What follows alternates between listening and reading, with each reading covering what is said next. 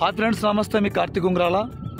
ప్రశాంతమైన పెద్ద చెరువు పక్కనే కొండ కింద అమ్మవారు ఎక్కడ అని చెప్పేసి మీరు అనుకుంటున్నారా? అయితే మరి వెళ్ళదామా లోపలికి? అది మరి వెళ్ళి అసలు ఈ అమ్మవారు ఏంటి, ఈ అమ్మవారు ఎక్కడున్నారు, ఈ చెరువు ఏంటి, కొండ ఏంటి, అమ్మవారు ఏంటి అనేది కూడా మీకు పూర్తిగా అయితే నేను అందిస్తాను. మరి బయలుదేరదామా? Okay, right. మరి అదండి, ముందుకు వెళ్దాం.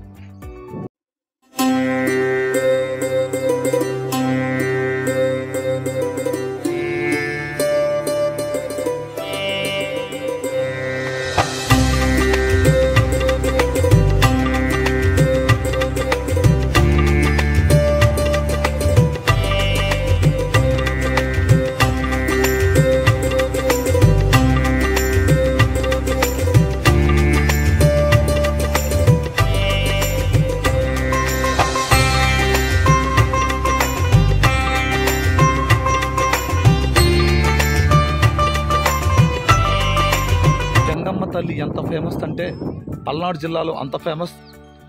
ఈ గంగమ్మ తల్లి దేవాలయానికి సంబంధించి పల్నాడు జిల్లా పెదకూరపాడు నియోజకవర్గం అచ్చంపేట మండల పరిధిలోని ఈ ఓరవగల్లు గ్రామంలో అమ్మవారు అయితే ఉన్నారు. ఈ అమ్మవారికి సంబంధించి ఆదివారం అయితే ఖచ్చితంగా భక్తులు అయితే పెద్ద ఎత్తున వస్తారు.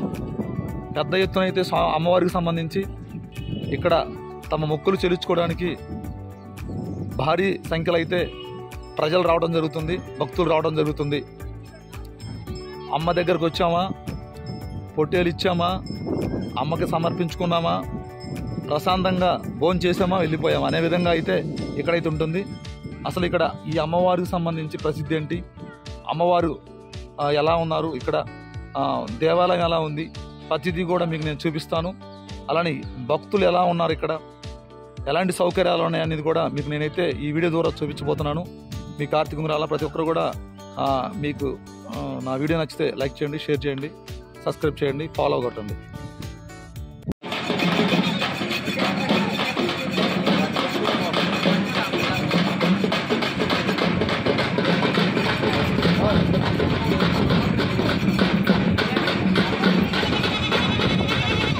చెప్పండి, అమ్మవారికి సంబంధించి ఎలాంటి చరిత్ర ఉంది, అసలు ఏంటి మన అమ్మవారి ఇక్కడికి సంబంధించి?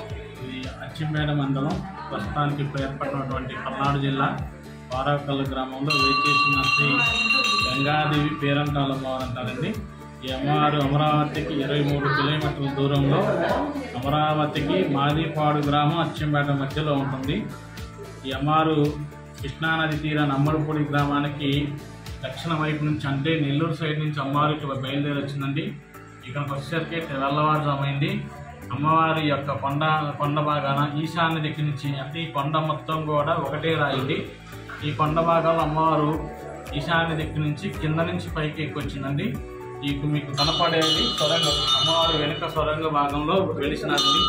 అక్కడ వెలిసినారు. అక్కడ నుంచి ఇక్కడ ప్రతిష్ఠించారు అమ్మవారిని. స్వయంగా అమ్మవారు అక్కడ వెలిసినారు. ఇది మొత్తం కూడా సొరంగ మార్గం అండి. అమ్మవారు చల్లని తల్లి, గంగమ్మ తల్లి, సంతానం ఇస్తుంది. అనేక కోరికలు కోరుకుంటే అమ్మవారు అక్కడ వెలిసిన సంగతి తెలియజేయడానికి మేకలు మేపుకోవడానికి కొండపైకి వస్తే ఆ మేకల దగ్గర అమ్మవారు చిన్న బాలలాగా వచ్చి పాపలాగా పాలు ఆరగిస్తుంటే మేకల కాపరి పట్టుకొని నువ్వు ఎవరని అడిగితే, అప్పుడు నేను ఇట్లా గంగమ్మ తల్లి వెలిశాను. ఈ కొండకి దక్షిణ భాగంలో చెట్లన్నీ నరికి చూస్తే ఒక సొరంగం కనపడుతుంది. ఆ సొరంగంలో నేను కలుపుమని వేస్తాను. అమ్మవారిని నేను ఇక్కడ వెలిశానని తెలియజేసింది.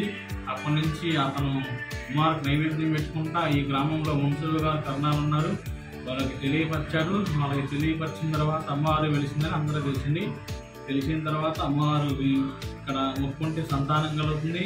పెళ్లిగానో పెళ్లి అవుతుంది.